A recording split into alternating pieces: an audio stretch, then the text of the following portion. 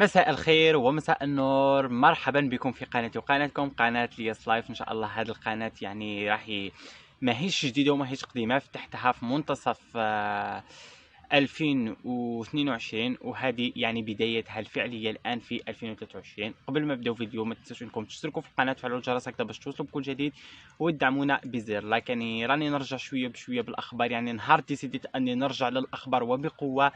جات فاجعة الأخت وحيدة كروج اللي ربي يطلق صراحة. أما بالنسبة اللي راح نهضر فيه في هذا الموضوع هو عن فنانتنا المحبوبة ساهو أو سهيلة بلشهب، اللي نوجه لها تحية كبيرة من هذا الفيديو.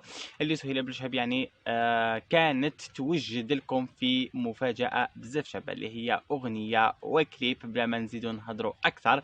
يعني حقيقة ما عنديش معلومات بزاف كبيرة ومؤكدة، ولكن الشيء الأكيد منه انه رانا مقبلين على ايام جميله وعلى خبر مفرح من محبوبتنا الفنانه الجزائريه سهيله بلشهب، اللي راح تنزل لكم مفاجاه.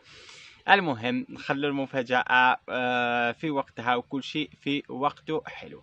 وبالإضافة إلى أن آخر إطلالات الفنانة الجزائرية سهيلة بلشهب يعني أخذت رواج بزاف كبير، ومن بينهم هذه الإطلالة اللي راح تشوفوها الآن بهذا الفستان الأبيض اللي تلقى تفاعل بزاف كبير عبر مواقع التواصل الاجتماعي بمؤيد ومعارض. كاينين يعني اللي تعجبهم سهيلة بلشهب وتجديدها يعني واناقتها واطلالتها، وفي كل مره مساندينها ويدعموا فيها. وبالاضافه الى يعني مجموعه واحده اخرى من المنتقدين يعني ما همش متعودين على الاطلالات الجريئه للفنانه الجزائريه سهيله بلشهب، ولكن ديما تبقى سهيله بلشهب يعني من ضمن الفنانات الجزائريات اللي اطلالتها موفقه.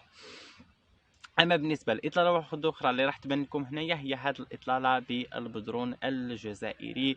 يعني انا نحب الجزائريين ولا الجزائريات اللي يلبسوا تقليدي بزاف. يعني لو كان يصرى هناك استفتاء بين مثلا جزائريتين هذه وهذه، انا ديما نحاز اللي لابسه تقليدي اكثر. لذلك عجبتني بزاف هذه الاطاله اللي لبستها سهيله بلشهب بهذا اللباس التقليدي وخرجت عليها يعني ما شاء الله. وحنا انا وكل جمهور محبوبه الجماهير الفنانه الجزائريه سهيله بلشهب اكيد مستنيين على احر من الجمر الجديد اللي راح ينزل ان شاء الله ولما لا في هذا الشهر، وان شاء الله تكون سنه بدايه سنه خير على سهيلة وعلى كل جمهورها السهلاوي وين ما كانوا. واحنا منتظرين للجديد ان شاء الله يا رب. وهكذا نكون وصلنا لنهايه الفيديو. اترقبوا الجديد واكتبوا لي في التعليقات يا درا الاغنيه اللي راح تنزلها لكم سهيلة بلشهب اي طابع راح تغني هذه الخطره. وهكذا الى اللقاء. ما تنسوش انكم تشتركوا في القناه، تفعلوا الجرس هكذا باش توصلوا بكل جديد، والى اللقاء.